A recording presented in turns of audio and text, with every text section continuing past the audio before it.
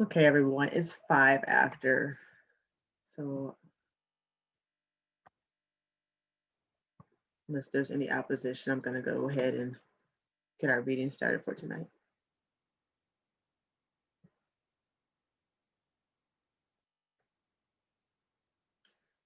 Okay. Well, hello, everyone again. Thank you again for joining us. We appreciate you taking your time out tonight to come to our community input meeting. It's your chance to share your ideas and ask some questions and also hear the latest updates from DDOT. My name is Ayabami Bell Torrance. I'm the Community Outreach Coordinator for DDOT. And I'm going to start now with the rest of our introductions. Larry. Good afternoon, everyone. Larry Smith, Assistant Director of Operations for DDOT. Josh. Good afternoon. I am the Executive Manager of Administration. Don. Compliance Officer in charge of ADA. I think there's a little issue with the audio there. I thought he was going for the bang vibe out here. It was the dialogue at our Compliance Officer ADA. Hopefully we can get that rectified there. I will move on to Ricky. How do I follow that, really? I mean, honestly. My name is Ricky Yamakura, and I am the Manager of Data and Reporting. Did that sound okay? Okay, that's not okay. It did. That was, yeah. We're going nothing, right? Okay, Brian. Good evening, everyone. My name is Brian Fisher, Title VI Regulatory Compliance Officer for DDOT. And Mickey. Hi, everyone. Mickey Taylor Hendricks. I'm with the Scheduling and Service Development team with DDOT.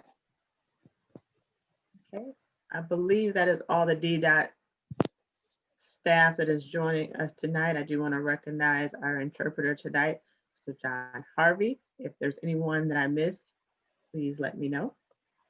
Ms. Torrance, this Chief Brown, I know I told I was on a different device. I can't see you. Okay. Go ahead, Chief. Yeah, Chief Brown, Transit Police. Thank you. I did not mean to leave you out.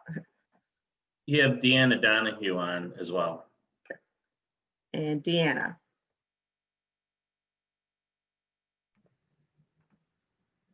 Hi, everyone. Deanna Donahue. I'm the Grants and Planning Coordinator at DDOT.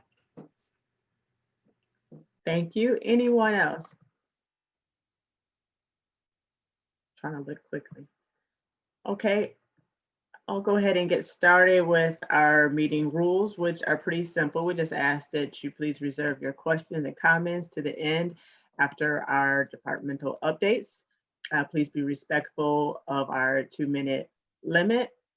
We ask that you don't do any personal attacks or foul language. And that is pretty much it. And the chat will be open at the time of the community comments as well. Okay. We're going to go ahead and get started with our departmental updates. We'll go to operations. Good evening again, everyone. From operations standpoint, updates that we have for you all. The first two that I would like to make you all aware is that over the last couple of calls, I have been reiterating to everyone how important it is to provide us with all of your feedback in regards to what you are seeing out there on the road as it pertains to our service, and more specifically as it pertains to our customer service from our operators. Their behavior, their demeanor, and their interaction with you all is something that we have not been proud of over the last couple of months. And so in response to that, what we have done on this previous weekend, we started our de-escalation training in which we have brought in some outside sources to facilitate a training for all of our operators, which trains them on multiple methods they can take for de-escalation tactics, as well as conflict resolution, as well as verbalizing better and providing excellent customer service to all of our passengers, our riders, and anyone that they encounter on a day-to-day basis. That started on last weekend, Saturday, Sunday, and Monday. And then we have another batch for this weekend to finish up all of our operators. And also in addition to that, all of the complaints and hot topic issues that we have received from you all on all of these platforms that we have, whether it's a call to customer service, whether it's leaving a comment in our DDOT feedback, Twitter, Facebook, whatever the case may be, or even on this platform here.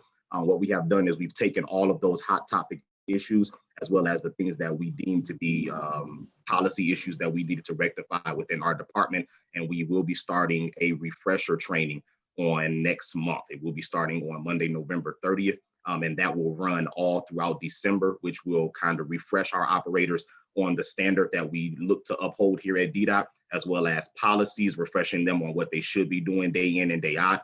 A lot of ADA and compliance issues that we have received, whether it's the front door boarding, whether it's enunciating the stops, or just everyday common courtesy. There's a lot of things that we needed to fix up. And so just being transparent with that, we have launched that training, and that will run all throughout December to make sure that we start next year on a better foot, and that this can run out, seeing as though this pandemic doesn't seem to be anywhere close to being over. So we would like to make sure that throughout this time frame that we are constantly training our drivers, constantly refreshing them on what we expect, and making sure that, of course, even in this hard time, as things are difficult as we could imagine for all parties involved, that we do have some level of transparency and some level of making sure that we are upholding a high standard of service from our part. Outside of that, we have been working with our scheduling team to kind of look at the way our scheduling will be with the new schedule that will be in January, and I'll let them speak a little more into that. But just analyzing our day-to-day numbers and kind of looking at where the ridership is, the overcrowding that we're dealing with. There are a couple of routes that we've kind of keyed in on to look at and see that, hey, we need to ramp up things a little bit here, but I can tell you all that there will not be a reduction in service. So service will not be reduced throughout this time. So I know that that is a question that would come up, and I'll be the first to say that we will not be reducing service any lower than where it is now. So we are looking to ramp it up come January to kind of increase things as they are. And we look forward to constantly getting this feedback from you all. And again, feel free to constantly use all of the methods that you have to make us aware of any service issues that you have out there on the road, so that way we can make real-time decisions as well as continue to improve our operations. Thank you. Thank you for those great updates. I do not see anyone from maintenance, so we'll go ahead and go to scheduling and service development. Hi, everyone. Mickey again with scheduling and service development. So just to kind of piggyback off of what Larry said, we are looking at the January service change. It will be minor. And right now we're looking at routes 9 Jefferson, 5 Van Dyke Lafayette, and 38 Plymouth, with the opportunity to improve frequency, as Larry mentioned as well, get those service levels back up to meet the demand and better provide service to our riders. So more information to come on the specifics with that, but those are the only 3 routes we expect to see any changes with. And again, that would be January 18th of 2021 that will go into effect. Pretty minor. In addition, I did want to provide, I wanted to provide that state fair update. Should I do that now or later? You're muted. Yep, I was like, as soon as I start talking. If you want to keep going, we can do that if it's easier to flow, and then we'll continue after that. Okay. So changing hats, State Fair Transit Center, quick update on that. We just wrapped up the public engagement specifically around the location. We had 3 workshops and 2 public hearings. We will be taking public feedback through November the 27th. I'm going to post a link and some more information here in the chat. But for those who might not be up to speed, DDOT does have the opportunity to build a new additional transit center in the State Fairground area as part of a bigger redevelopment project that the city is currently working on. We are reaching out to the community around the transit area, State Fair again. We're reaching out to the area partners, so employers in that area from the Gateway Marketplace, working with a lot of other city departments, as this is a pretty sizable redevelopment project, to make sure that this is a successful effort and we are able to bring a state-of-the-art transit center to that area. And this includes working with other mobility providers such as SMART, MOGO, and RTA, as well as many others that'll come a little later, to just make this a really useful and amazing space that really improves the quality of transit for all of our riders. I will again post the link If you have any questions about anything in particular with the transit center, we should be able to discuss that later. So I'll be here to answer any of those questions. Thank you. Thank you. Thank you for both of those updates. I'm going to move now to data and reporting. Hi, everyone. Thank you for joining today. Just want to give you an update. We're working on the heart and soul of our technology upgrade right now. The release is, it's our dispatching system, and it's on its way right now. The milestone that we hit would be the launch pad for all the rest of the modules getting launched together. So look forward to that, because I know that there's been some feedback from the community about making sure that we have more data on the website, being able to provide information so that everybody can be aware of what's going on. So that is actually the heart and soul of it. So look forward to being able to provide more information on the website and being able to coordinate all the information from all the different sources using that centerpiece. So more to come. Thank you very much. Thank you. Transit Police.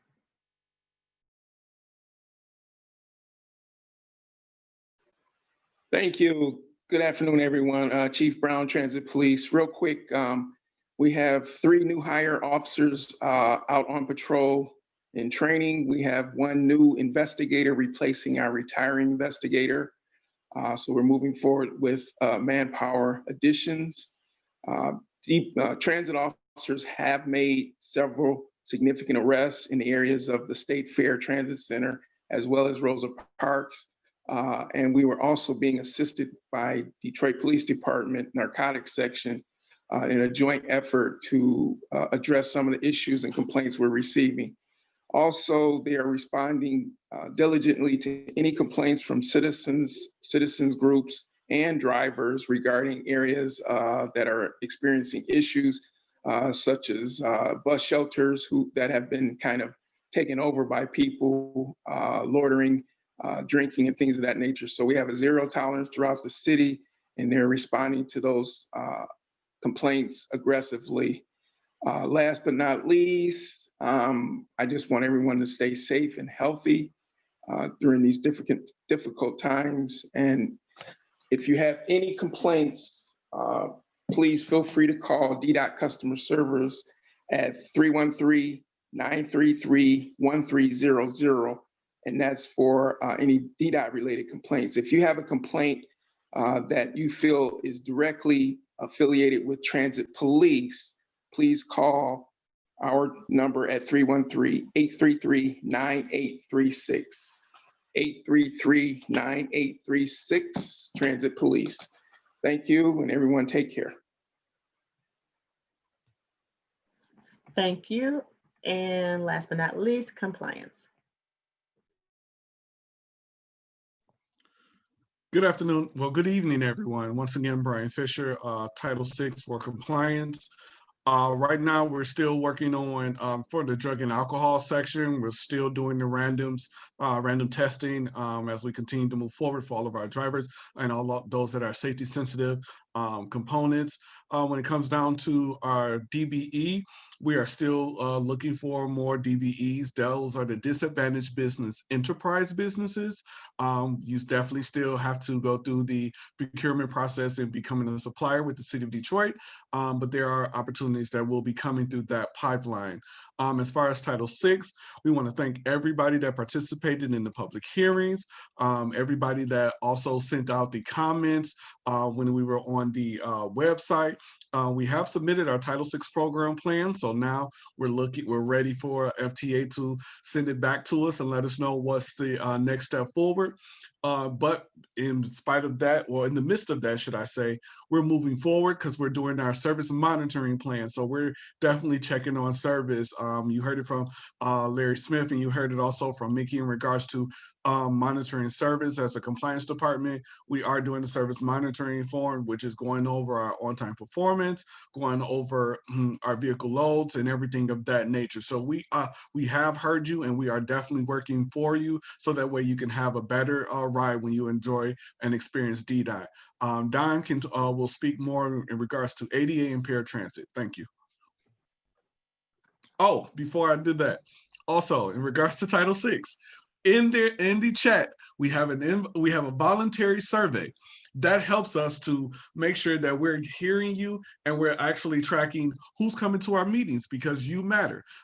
When it comes down to our minority committees, when it comes down to our public hearings, when it comes down to everything in regards to DDOT, we want you to fill that out. Let us know where you're from. Let us know what's going on. So that way, when we're making changes and when we're moving forward, we can continue to include you. So please, please, please, panelists and attendees, please fill out that survey. It takes less than 5 seconds. So now I'm done on that one. Thank you.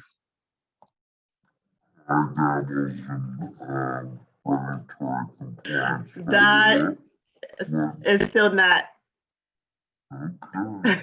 We got the Darth Vader. We can try it later, or if there's anything that you can add to the chat. Sorry about that. I don't know.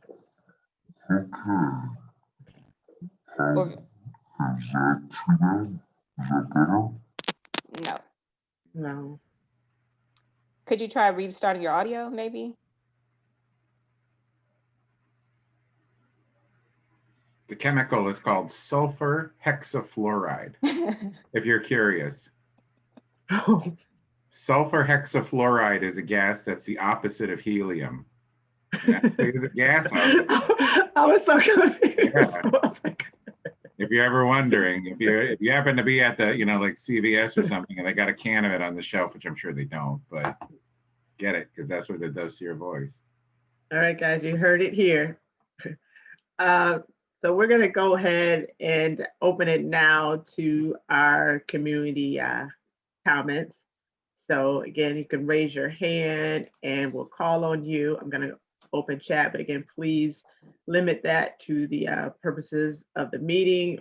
And if you're having any issues with your audio, that'll be available. Okay. All right, Kristen, you wanna go ahead and. Sure. The first hand up is Cunningham.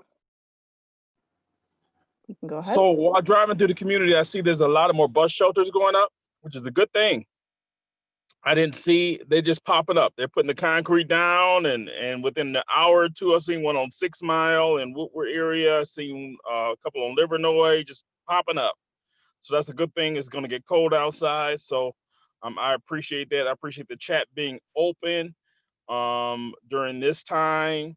But like, I don't take the bus anymore, but I was on it for 8 years, and I am concerned about folks waiting on the bus and not having a bus shelter there. There's a lot more need to be put up in urgent fashion, but thank God for the ones that are being put up, because while they're waiting, you don't want them to freeze their tails off as it's already getting cold. Everybody look out for each other. Have a good day. Thank you so much. You too. Okay, the next hand up is Ruth Johnson. Good evening, everyone. This is Ruth Johnson. Can you hear me? Yes. First of all, thank you for all your hard work. I know you're working under very difficult circumstances, and my prayers are for all of the DDOT employees, but especially our bus operators and those who are public facing. I'm still concerned about their health and safety during these difficult times. Want to thank Mr. Smith on his update about doing the orientation, and I would hope in the future, not this round, that you could maybe include riders and other community members' voices in the training, maybe doing some videos so that people with disabilities could speak for themselves about their concerns and different things. I think anytime that you can hear directly from people is better. In terms of all the great people doing great work, I'm thankful that you've put contact information, phone numbers in the chat, but I was looking on your website and I did not see either organizational chart or list of contacts or anything. And I think it would be helpful, although, I can call the main number and wait my term in the queue, but last time I tried that, it just took so long. I finally gave up. And I don't think that's the most efficient way of using my time or anyone else's time. So what I finally did is reach out to Ms. Taylor Hendricks, because I'm just looking, and I've been trying to get my hands on the paratransit RFP and information on the status of that for over a month. Mr. Oglesby mentioned it several times in the context of both the State Fair grounds development deal, as well as some of our community meetings. So I renew my request. I actually found it on BidNet, but because I don't have the right level of membership, I can't open up the RFP. So I just find this very troubling that it should be public information. It's available to potential contractors, vendors. It should be available to riders and advocates.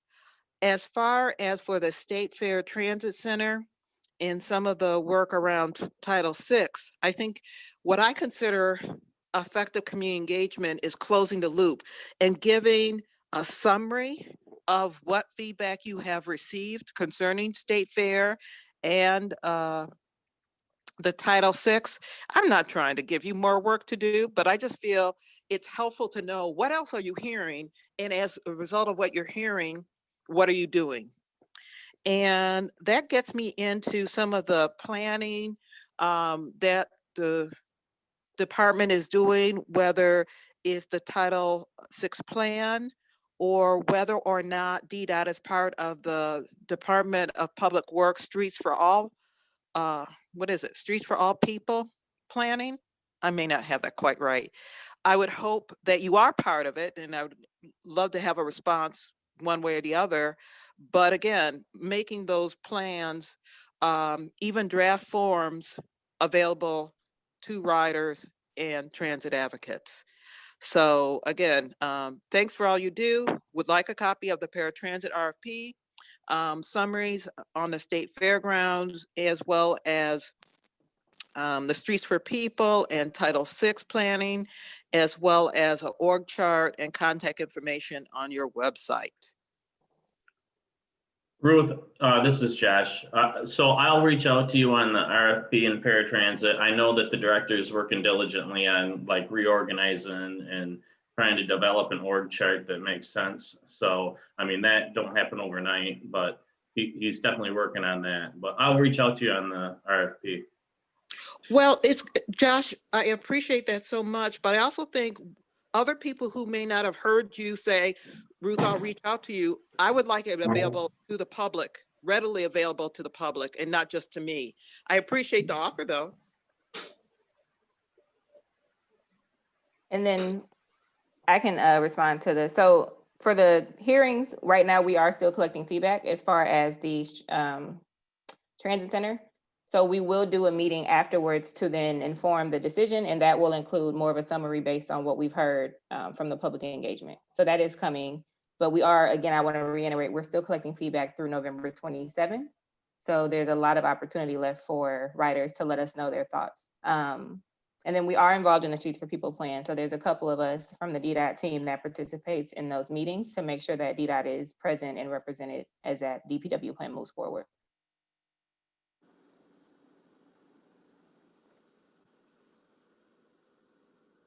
Thank you very much.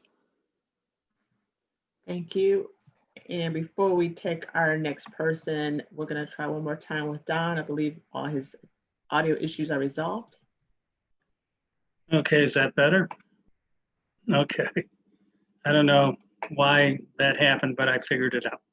Hi, I'm Don Lozen from Compliance Department. I'm the Regulatory Compliance Officer in charge of ADA. A lot of the changes that Larry Smith talked about with regard to the training of drivers and such has been a cooperative effort based on a lot of the feedback that I've been getting from riders and who have offered complaints, offered suggestions and such. We know there's been some real concern out there, especially as the weather's gotten colder, about having to wait for buses for a long time. A lot of our elderly people have had issues with boarding from the front, and we've been systematically addressing those issues and working on trying to make sure that people can ride as they need to, and that the rights are respected and are doing that. So I'm really glad to hear about the training that starts next week, and we're compliance department's part of that, and we're trying to do that. Likewise, you know, Josh had mentioned about paratransit and the RFP, but there's a lot of day-to-day compliance issues that Pam King has been working very diligently on to try to make sure that the rides on paratransit are within the boundaries of the FTA regulations, and that you know, a lot of the quality issues that were talked about at various meetings are being addressed, and some metrics have been put out there, and she's monitoring that. So the effort is both services is to be compliant with FTA regulations, as well as to make sure that we have the best ride experience as possible. And that's where we're headed, and I think we're in the right direction.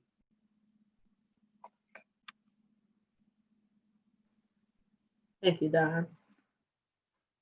Okay, we're going to go ahead and continue.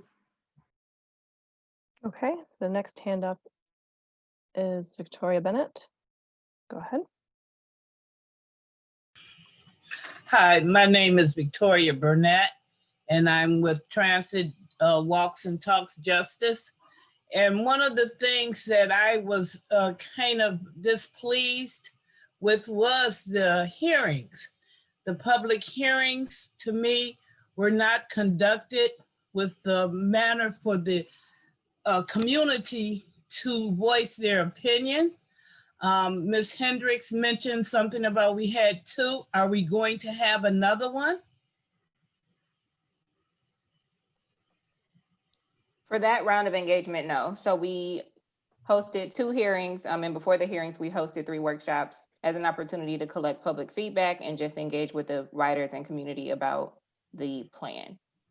So the hearings have been wrapped up, but we are still accepting public comment through November 27th. So there's still opportunity to reach out through a few different channels. And I guess I'll go ahead and just talk about those channels. So if you want, you can call customer service. That phone number is 313-933-1300. You can send an email to d.comments. Again, that's d.comments@detroitmi.gov. Or you can mail a letter directly to the DDOT office, which is 100 Mack Avenue, Detroit, Michigan, 48201.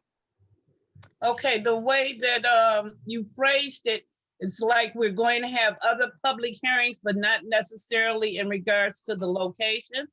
Correct. So that phase 1 of the engagement was specifically about the location of where the transit center will go. There will be a lot more of engagement taking place. We will, there's still engagement taking place, right? So I'm still having meetings with different community groups and organizations to get their input. But as this process continues, the next steps will be looking at the amenities that the facility will have, the functionality of the transit center, as well as the specifics around routing. And so once we have the location solidified, and there will be a lot more opportunities to engage and give input. So that's coming. Okay, and about the app that lets you know where the bus is and how long it's going to take, how often is that updated? Because from what I'm hearing, that is very inaccurate. I can answer that. As in inaccurate, are we talking about the times or the visibility of the vehicles? The times that the buses are supposed to be there. If there's a delay, it's not getting updated that, oh, we're back on time, and people are missing their bus because they're going by that app. Okay, we'll take a look into that. I mean, one of the things about the bus and the app, and maybe just to clarify, are we talking about transit.app, the transit app? Yes. All right, is there particular days that this was worse, or is this just in general that you're hearing? I'm hearing that it's in general, that it's not necessarily any particular days, that routes don't even have the GPS on so that people can actually function with the app and the where the bus is. Okay, I'll investigate. We have a vendor partner that, we can definitely make sure that we address this with, and then we'll do our internal investigation. So thank you for bringing it to our attention. That is something that's very concerning to us because it is a kind of a cornerstone of what we want to do as part of the public facing element of our technology upgrade. I appreciate it, but thank you. Thank you very much. And you guys have a blessed rest of the day.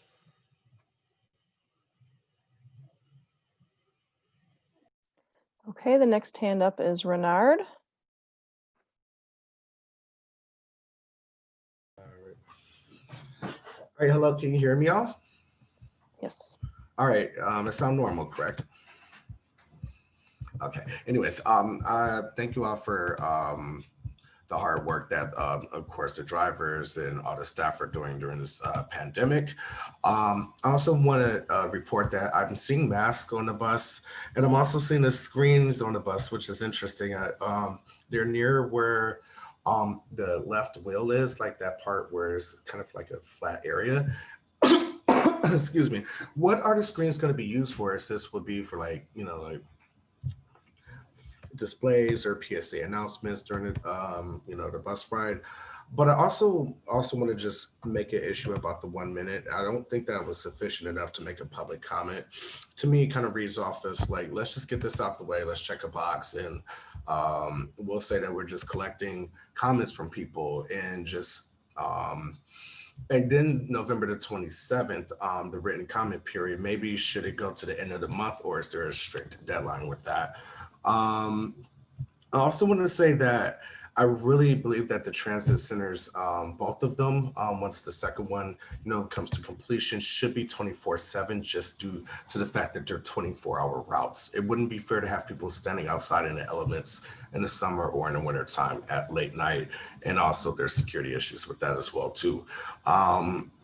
So that's the issue. And then also, I really think that driver accountability, I'm encouraged to hear that the department is taking that seriously, especially in regards to ADA. I really do think there needs to be more training on invisible disabilities, and then bus drivers not making policy on the bus where they're saying, well, I'm not letting, if you got a cane or anyone else, you're still born in the back of the bus, but that person still has a disability. So there still needs to be education on that. And lastly, I'll make a demand for the dispensable or the hand sanitizer dispensers. Your allies over at SMART that also are taking, the brave job of carrying us around during this pandemic, also have the dispensers where you just place your hand underneath and do that, and they have it attached kind of opposite of where y'all will put the masks are. So just keep up the mask production, keep that being replenished on the buses, because I'm hearing from riders that they're seeing more masks on the route. So I'm really, really glad to hear that. And honestly, in the future, when it comes to public engagement, don't rush the process and just really take time to listen to us, because we have a lot of questions about the square footage, about the cost or benefit analysis of alternative locations and things of that sort.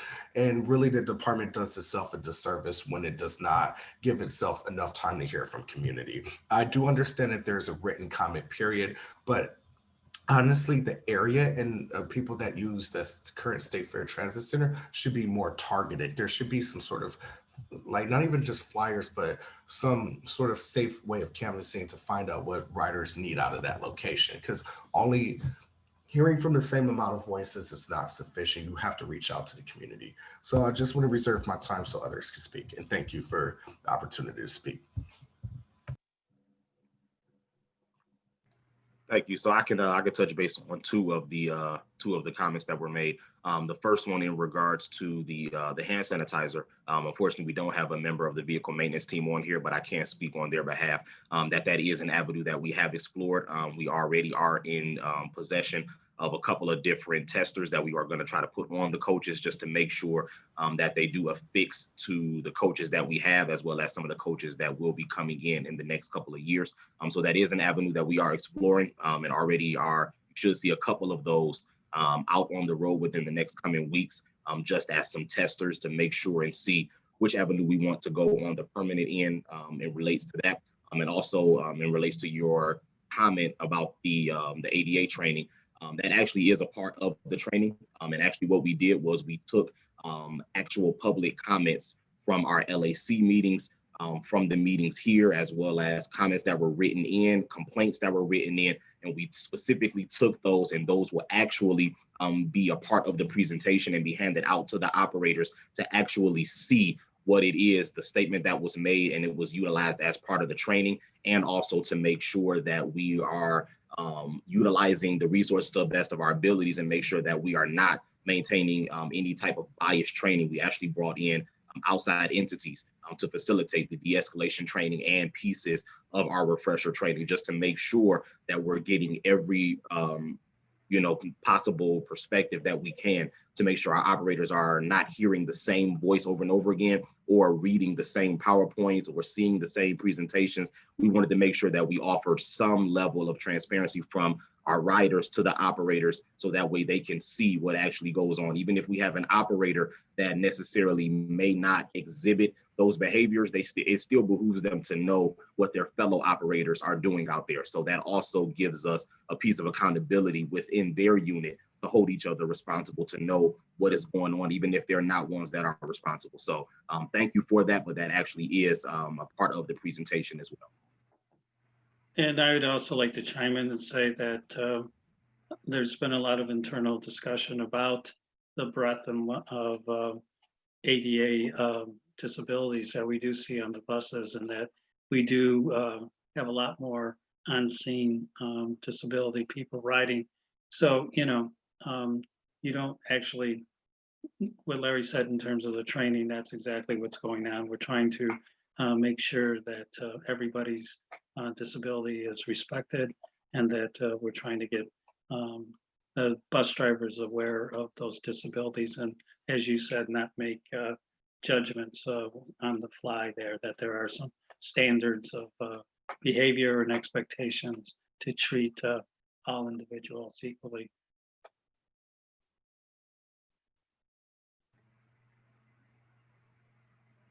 And then for the transit center conversation, we will be putting more information at the transit hub. So we understand, while it is a little more difficult right now to reach riders in person through the pandemic, we have taken quite a few steps to make sure information is available at the hub. So we are reaching the riders who are currently using this service. I agree with you 100%. It's really important to make sure that's who we're hearing from, and to make sure that they're included. So we are in the efforts of posting some maps out there now to get them to engage with, and then we can collect that, as well as the feedback we've heard, through the hearings and the virtual process.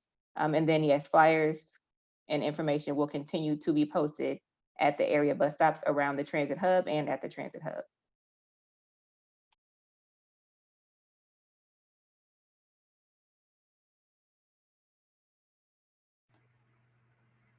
And maybe in regard to the signage that's on the buses, so there'll be informational borders to the signage. There'll be a portion where we can, at the discretion of DDOT, do informational things that are, like relative to DDOT's current initiatives, but on the borders to the side, it's going to have the coming stops, have information about any kind of service alerts, and it will have information about so what stops are approaching, and then some transfer information and transfer points. But the main part of it is more of like an initiative-based DDOT. We have the latitude to put what we want in that space, but it will have those other information. Thank you all for your responses.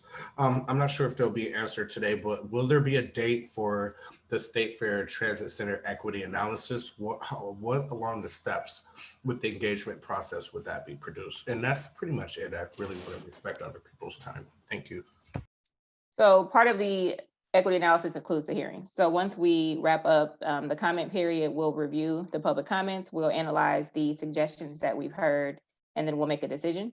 So once that's complete, then we'll be able to wrap up the equity analysis. So there are still a couple key points that need to go into that equity analysis, and that'll happen. Let me look at a calendar. Should be early, at the latest, it should be early December. Yeah, and the 27th, I think you asked a question about why that's the deadline. We do a 15-day period for public comment after hearing. So the 27th is, I think, 16 days to just include the holiday, but. Okay, thank you for clarifying that too. Thank you.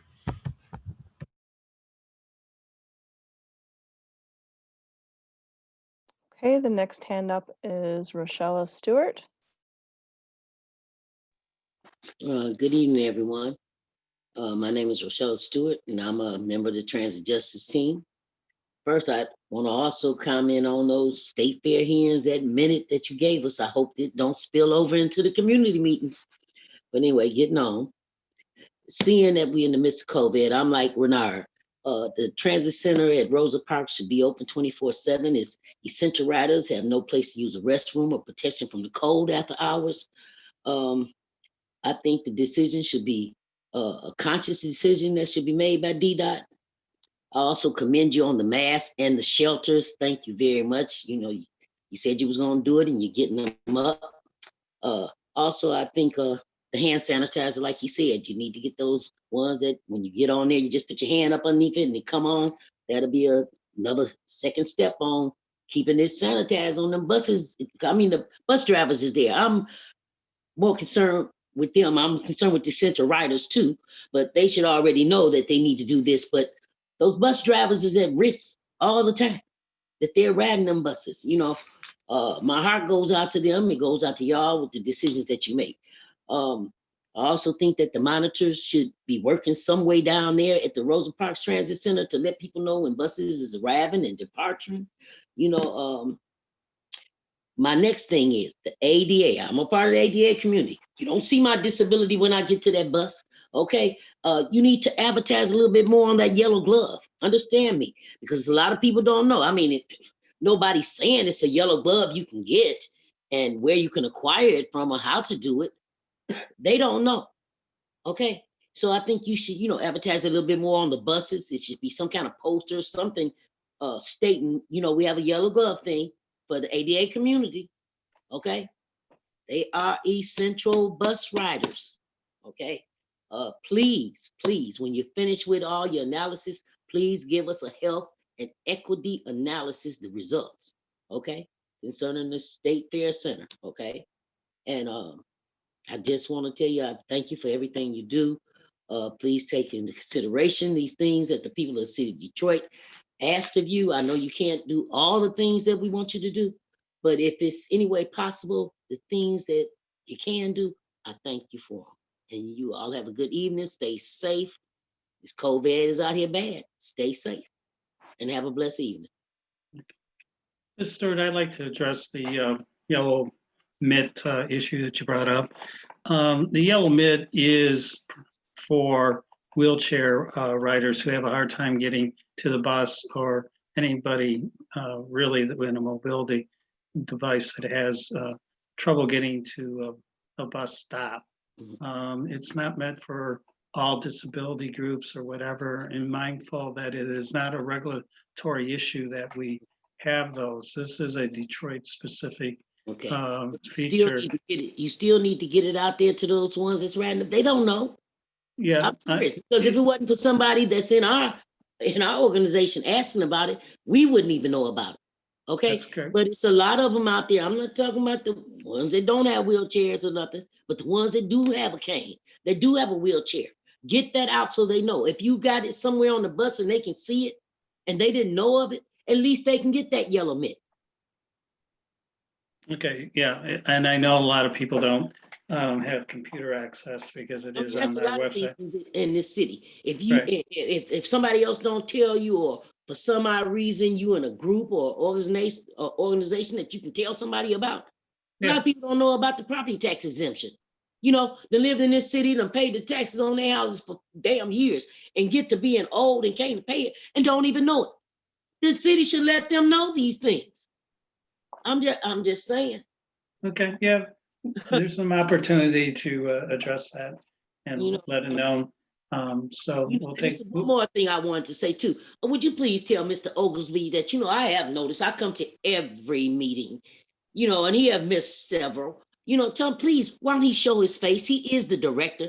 Angelica Jones was here every community meeting with us. So please ask him, can he spare some time to attend for this little hour and a half that we have every evening, once a month on a Thursday, the third Thursday in the month?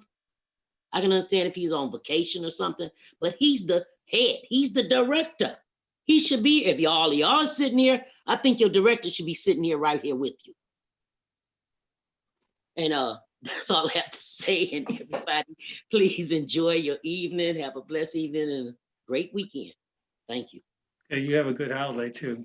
And you as well. And I will ensure that I communicate that to him to ensure some more participation. And I don't try to sound, being mean or evil or nothing. It's just a passion of me that Understood. I love this city.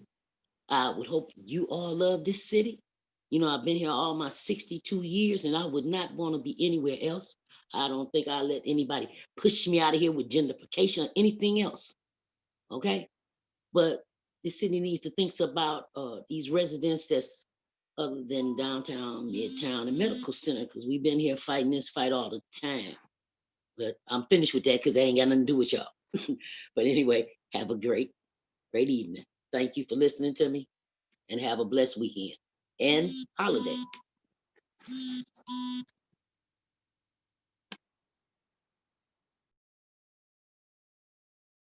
Okay, the next hand up is Robert Pawlowski.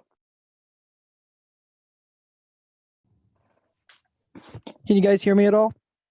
Yes. Okay. First, I'd like to start off saying thank you guys for keeping buses on the road, for keeping the city rolling in need for transportation and buses clean and all the arrests that transit police have been making. And I hope you guys are staying safe and healthy. But first thing I'd like to start off, I was here at the September meeting, and I also mentioned Route 9 Jefferson and Route 19. Major improvements on that route since I've been on both of them.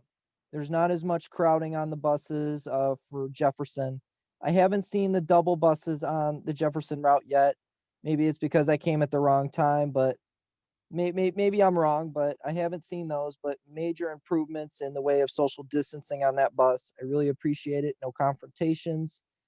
And Route 19, the first stop going northbound, Outer Drive and Fort Street for Route 19 Fort. That stop is looking way better than how I explained it in September for you guys. Major improvements on that stop and that route in general. But I do like to mention one thing about that route. Every time it comes southbound and it usually takes its break. Yeah, I understand, the drivers do have a break now and then off that route or any other route. But a lot of times they'll go over the time that it's supposed to leave. And they'll usually take 5-10 minutes, and then they'll leave 10 minutes or 5-10 minutes late and pick us up. And then, next thing you know, we miss our bus on top of that. But, I've had a lot of buses, that are supposed to come at, like, here's an example, 8:14 a.m. Bus is supposed to pick us up at that time. Next thing you know, it passes us up for some odd reason. I don't understand that. But, I have to wait for the next one in return, which that is one problem I have, but major improvements on all the other routes. What's the other question? So Meyer, Old Redford, there have been major changes in the way of having smart routes come down to their bus stop over the last 2 months. They've introduced 375. Their proposed changes yesterday during their meetings. Is there possible change we could get the Grand River bus at the bus stop at the Myers, maybe go into the parking lot, circle around in that loop? It'd be great to have that route go in there so you have easier transfer in there. I understand there's some bus stops close by, but it'd kind of be nice and convenient, especially for ADA passengers to, get on at the Meyer bus stop at the loop. And one more, I got some more questions. Is there possible, could you guys consider putting a route on Springwells for certain businesses that are on that route? I really would appreciate that. I do have some more comments, but I would like to give some other time to some other people, and I would love to wait till the end to make some more comments. I'll start. Thank you. And thank you, everyone. I feel like we've gotten a lot of positive feedback today, and that's definitely appreciated. So for the shelters, I'm glad you all are seeing them. I know I talked about it for a very long time, and it was a long time ago, but they are coming out and rolling out. So I'm happy that y'all are noticing them. So I took down your note about the 3 Grand River. We can look at it, that we have a lot of service on that route. So taking a bus off route, sometimes the amount of time it adds to the route gets a little tricky if we want to keep it frequent. So, but we'll definitely look at it. And then which part of Spring Wells, because we do have the 89 Southwest Direct that operates on Spring Wells. And the part of that route was we identified that was a heavy commercial corridor and there was a lot of activity in that area. So the 89 Southwest Direct route covers part of Spring Wells.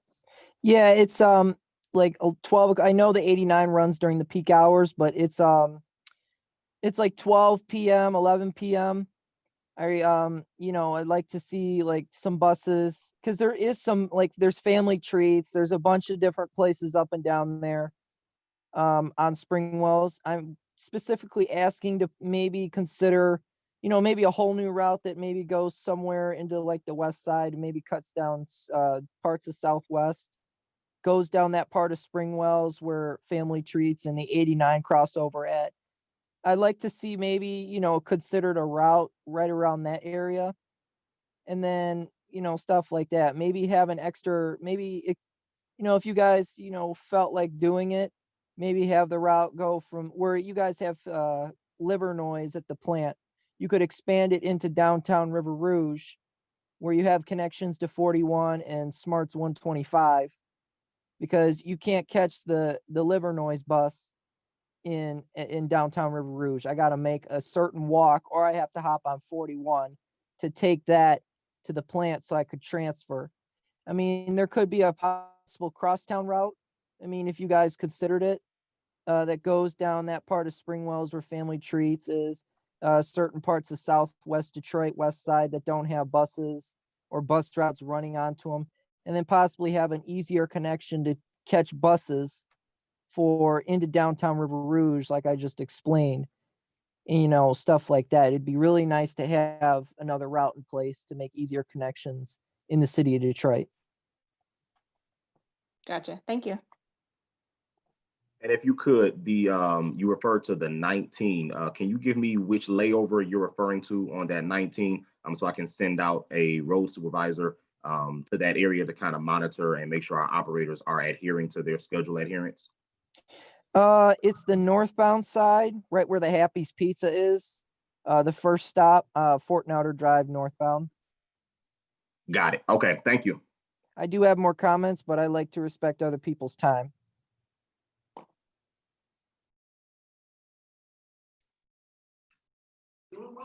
Okay, thank you. The next hand up is Karen Hammer.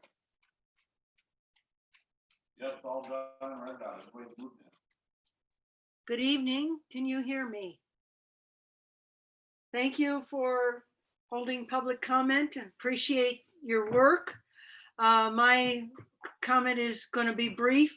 I know you're going to have a equity analysis, and I don't know if that's all of it, but I understand that you'll be submitting a report to the Federal Transit Authority at some point.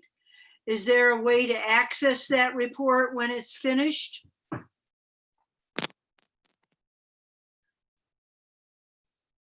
Brian, the Title VI equity analysis. So the service monitoring report, as stated before, yes, it will be uploaded onto our website. We submitted to FTA. We'll have a draft on the website, and then once that draft has been approved, we take it and we'll place it back on the website. The same process that we utilize for our Title VI program plan. Thank you very much. You're welcome. And appreciate the work you all are doing and your engagement with the public. Thank you.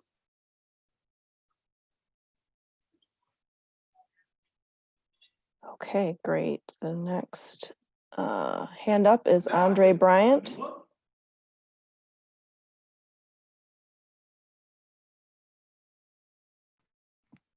Hello, everyone. Hello. Yes, I am also a LAC member. I just had a question and something I thought about. If maybe you guys can work with Smart, we'll have maybe a combined Smart DDOT transit center, like you leading off from Detroit into the suburbs, like a certain area where it's combined together. I said, maybe that'd be that also, that'll be helpful as well. It was just something I thought about. Thank you. Yeah, that is that's one of the opportunities with this transit center, because State Fair is already such a busy hub for both Yes. DDOT and SMART. We would absolutely, and we have been communicating with them to make sure that we are all able to utilize this space and even go a little further and see how we can include other mobility options, like bike share, and some other mobility services that we know a lot of Detroiters and Southeast Michiganders are using. So that is one of the really good things about this opportunity. Oh, okay. All right. Well, thanks a lot. Thank you. Okay, the next hand up is Jaime Junior. Whoops, 1 second. Okay, you should be able to speak. Good evening, everyone. I hope you can hear me okay. Thank you all for all of your hard work and commitment to transit equity and justice. I come to you this evening as a member of Warriors on Wheels in Metropolitan Detroit and also a member of Detroit People's Platform Transit Justice Team. Just a few comments. One, thank you for beginning to work on the shelters being put up. We would like to see more of those shelters being put up in the neighborhood areas. I know I live in the Brightmore area, Evergreen and Schoolcraft. There's not a lot of shelters over here. Also, several of the bus stops are on grassy area that is not easily accessible by individuals like myself that use wheelchairs or have other mobility issues. So if we could do something about possibly changing those, or making sure there's a piece of concrete where the bus stop is, maybe a curb cut and a piece of concrete. I don't know how difficult or how easy that would do. Also, I wanted to address a comment that was made by Mr. Lawson. He said that the yellow gloves were for individuals in wheelchairs and with mobility issues. And I do understand that that has been the case in the past, but I do remember an instance where I spoke with Mr. Smith, Mr. Lawson, and Mr. Oglesby about an individual with an invisible disability being disallowed from entering the front of the bus. And the solution was for her to have a yellow glove, a yellow mitt, to indicate that she was indeed eligible to board the front of the bus. So I don't know if that's something that you're gonna continue or if that's an issue that has been addressed in your training, something like, because the boarding in the back rules have been going on for so long, if an individual asks to ride in the front of the bus, they should be given that opportunity because they need it in most cases. To that end, in terms of the trainings that you guys are giving to new coach riders and the updated training that you're giving to the existing coach operators, you may want to consider stakeholder involvement in your training, because in a lot of studies show that that is a great way of combating implicit bias, to actually have an individual from the impacted community be a part of the conversation. So that is a great way to create that. The other thing is, within the shelters, it would be nice to have route maps possibly in the shelters for people who are new to catching the bus.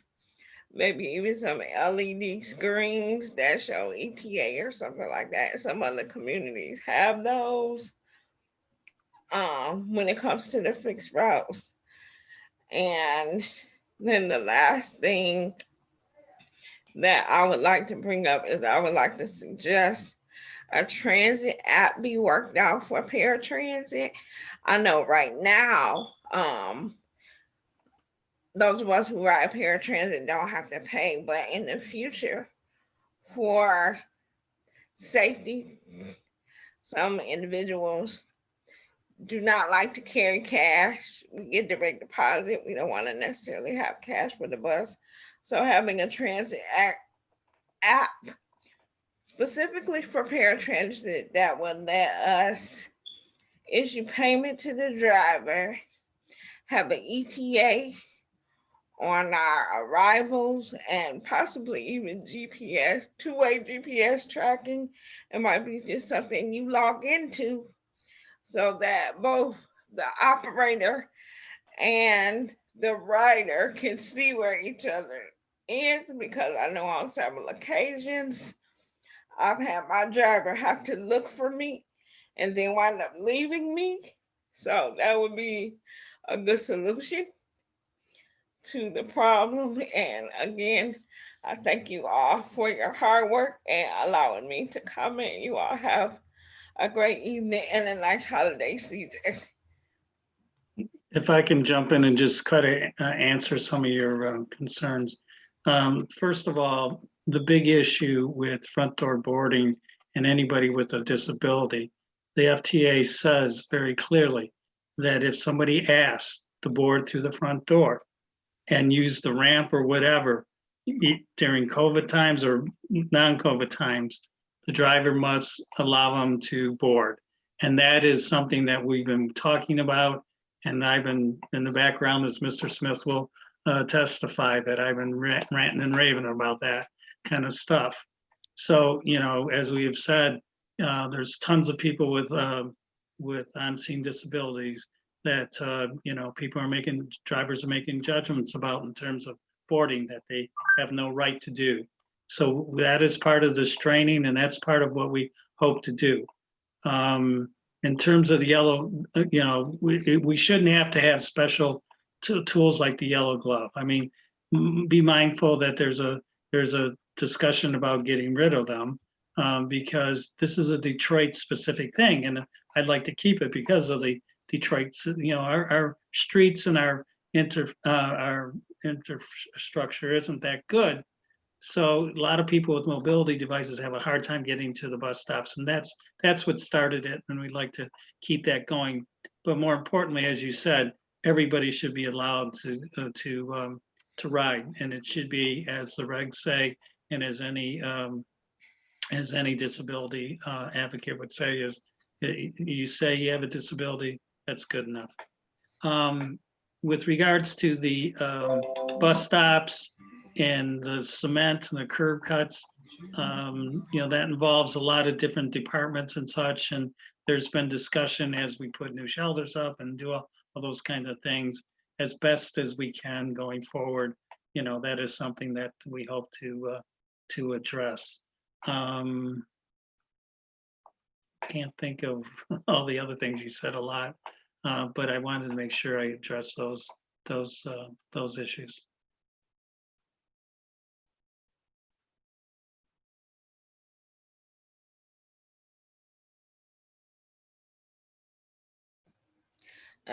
Thank you very much, and I do apologize for the phone ringing. I think that concluded my comments, and I'm sorry the phone was still ringing, so I didn't hear if I got a response to the app possibility for paratransit. Yeah, there is. Sorry, I'm glad you brought that back up. There has been some coordination between SMART and DDOT, and there's a regional kind of a plan. I don't know if you had an opportunity to join the LAC meeting yesterday, but there was a presentation about that whole process. So stay tuned. It's coming.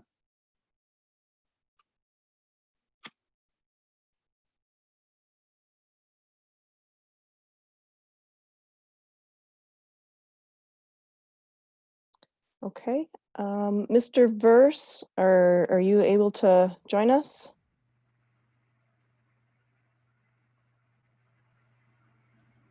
Yes, at this time. Hopefully My internet won't blink out before I finish.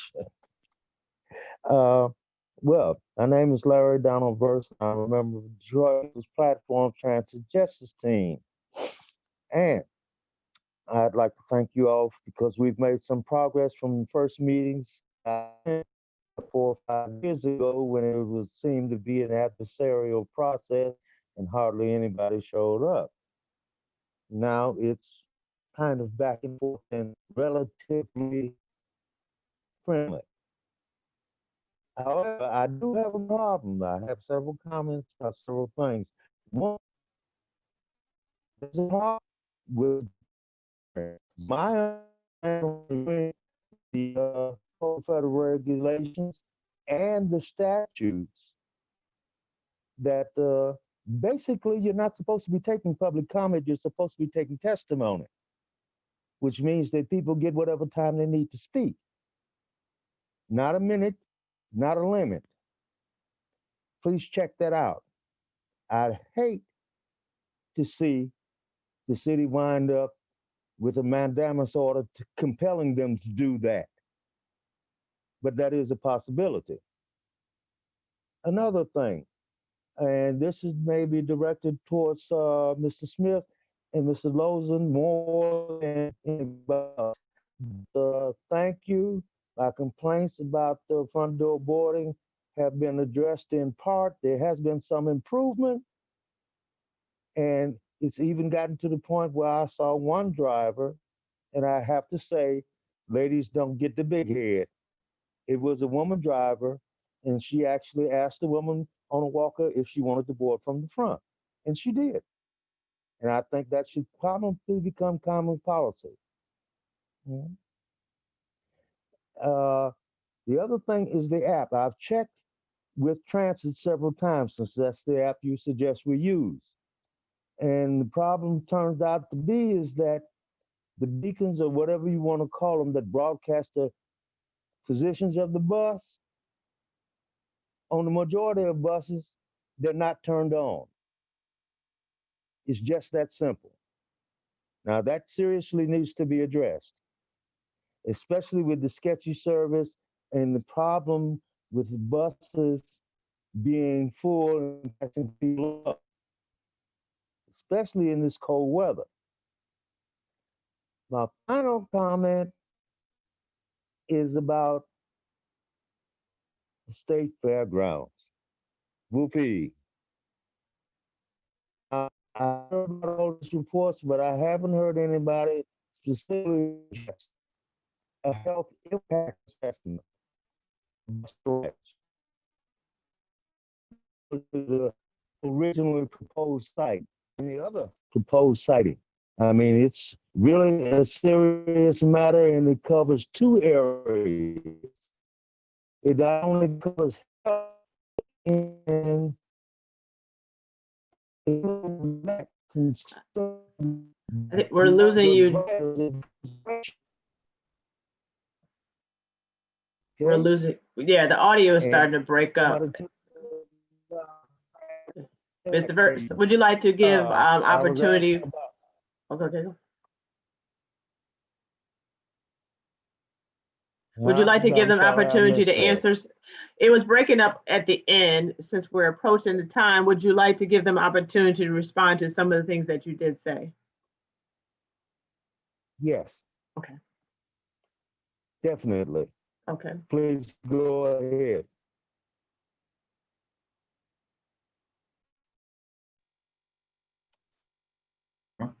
I can address the app question. I appreciate the insight when it comes to seeing what you're seeing on the vehicles. We do have a system that gives us an inventory on a daily basis of the beacons being activated, so we will check into that. You know, my impression is that they were activated, but you know, if you're seeing differently on the buses, that's worth investigating definitely, and we'll make sure to take a look at it to see. That's actually a built-in feature of our system upgrade to make sure that, you know, honestly, to keep us on track to make sure that's being done. So thank you.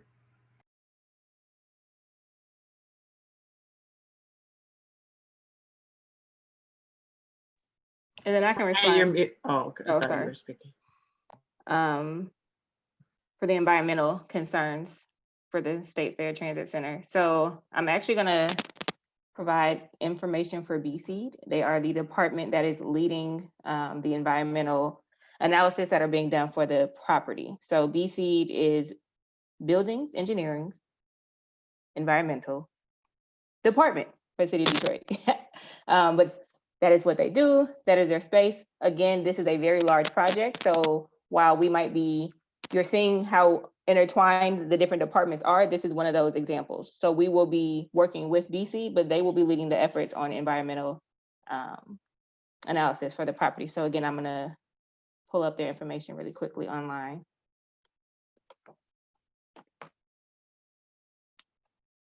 And then somebody else can talk. I just wanted to, I'm gonna actually like look it up right now. So it'll take me a second.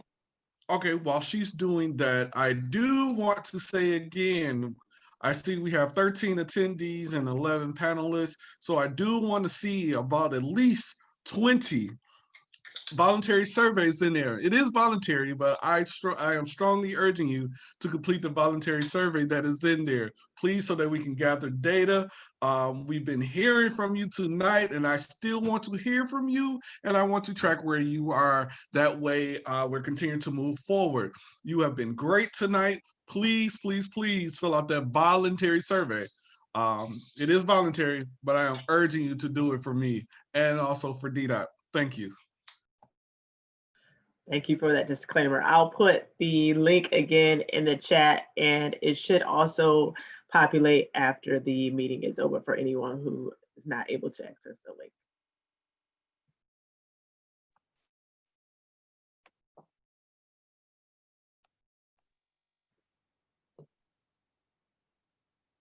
Was anyone else able to address?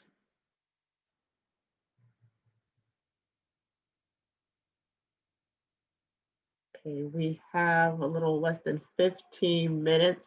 That it gives us opportunity to repeat. So for anyone who hasn't had a chance to speak, please let us know if we missed anyone. But if not, we can go allow someone else to ask another question. But again, we are just be mindful of the time because we will wrap up at 6:30. I see two new hands, so let's start with those. The first one is Anthony S. Hello, thank you so much. Good evening and happy holidays. Yeah, I just wanted to agree with earlier person who said they think the transit center should be open, all hours because, if it's like a COVID, worrying about spreading it inside, I mean, think about the bad public health of people just sitting outside in the cold weather, breathing the cold air for hours. So I don't know, that's what I'm thinking. But then, yeah, mostly my most important thing, and I will never stop reiterating it until it happens, is I hope the 19 Fort could be increased in frequency. Maybe, not like, I know you have Woodward and Gratiot and Grand River and Michigan. They go all night, all like 20 minutes. I mean, I wish it could be like that on Fort Street, but whatever, if anything more would be good. So thank you.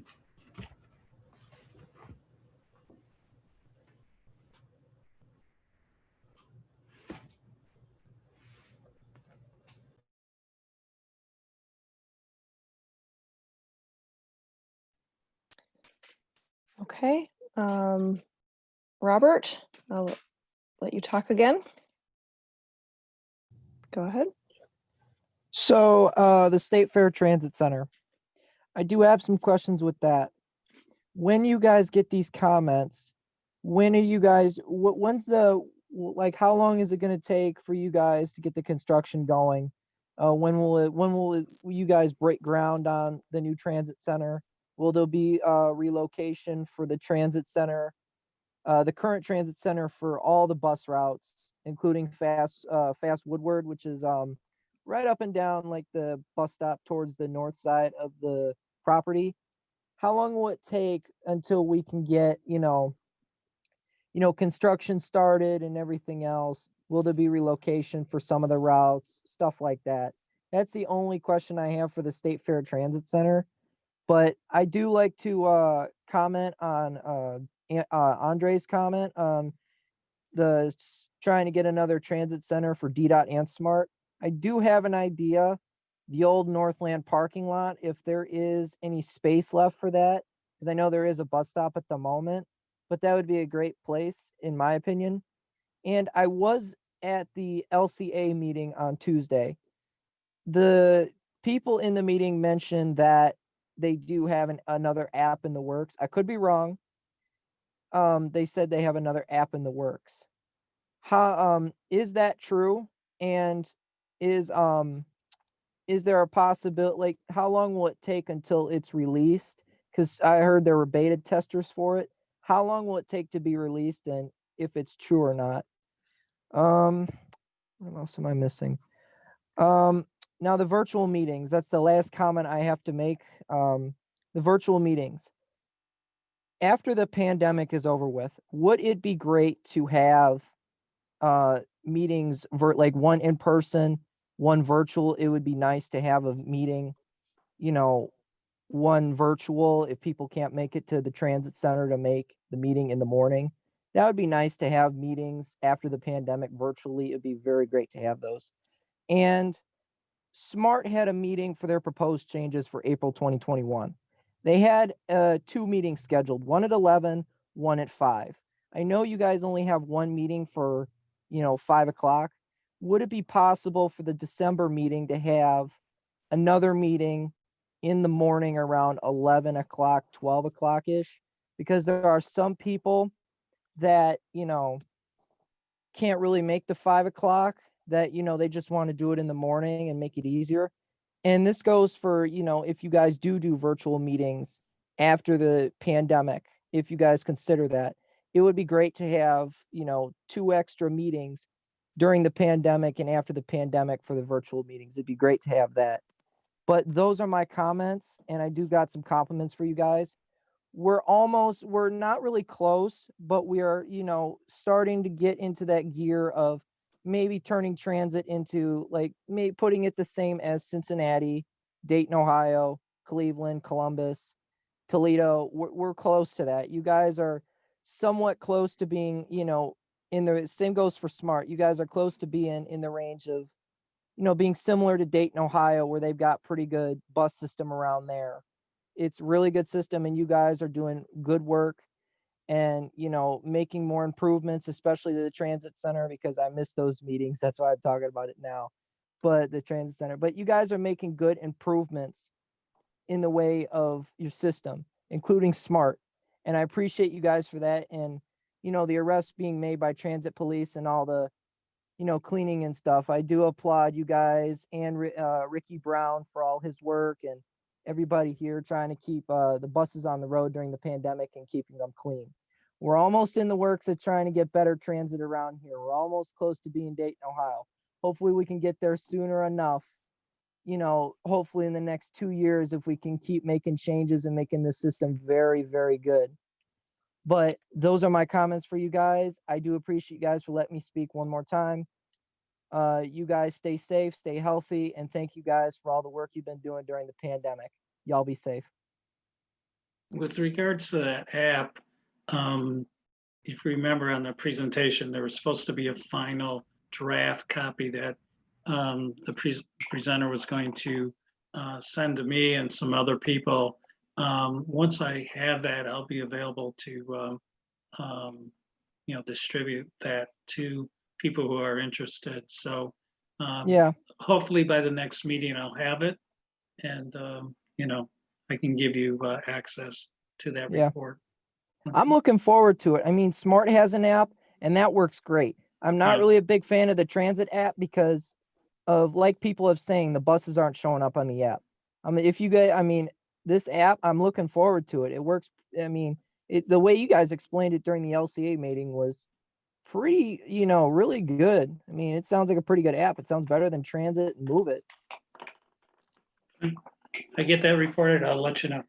All right. Thank you guys. Y'all be safe. All right, Robert. All of your feedback was amazing. Thank you.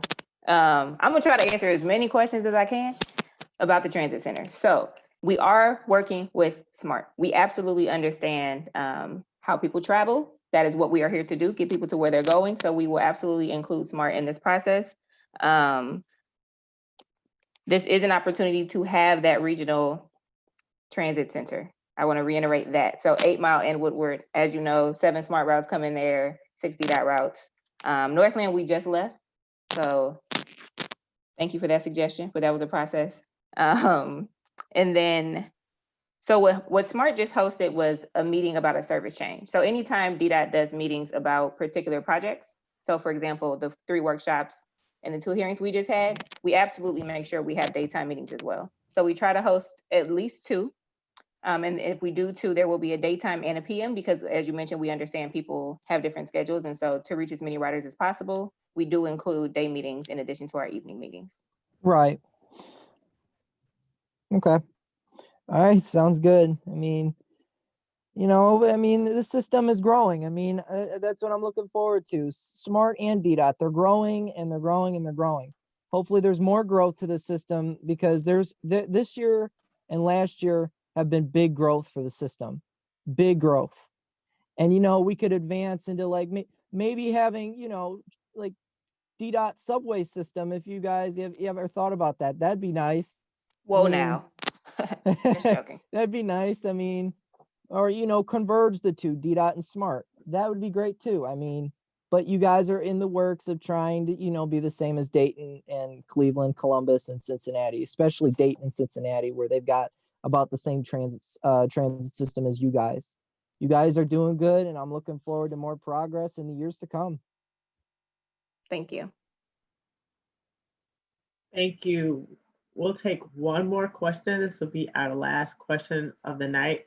Again, if you're unable, I know there were some additional hands up, but if you want to make your additional comments, you can always email us or call, but at d.comments@detroitmi.gov. Again, this will be our last question of the night or comment. The next hand I saw up was Cunningham. This is for the police chief. He did what he said he was going to do, diligent in that, and he called me and we talked about it, but I never got a call back since last month.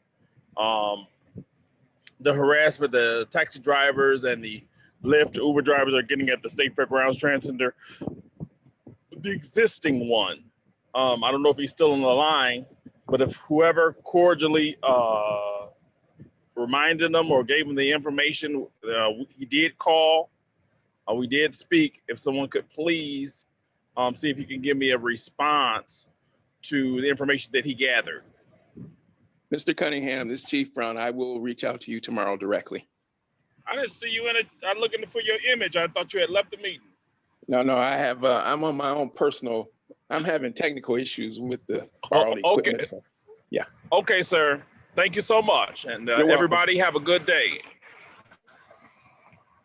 You need my number?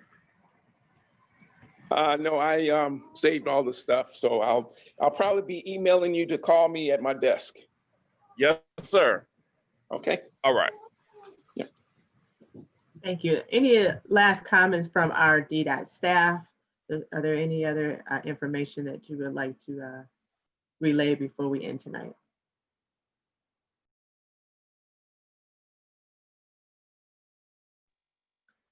Okay, that looks like a no. All right, well, I just, again, want to thank everyone for taking the time to join us tonight. Again, we did hear a lot of great feedback, so we appreciate you seeing that we are working to make those changes, that we do hear the concerns that you raise to us each month, and we'll continue to take those comments and continue to work on those. Stay safe. Our next meeting is December 17th. So 3rd Thursday of the month, same time, same place. Have a great night, everyone. Have a good one. Thank you.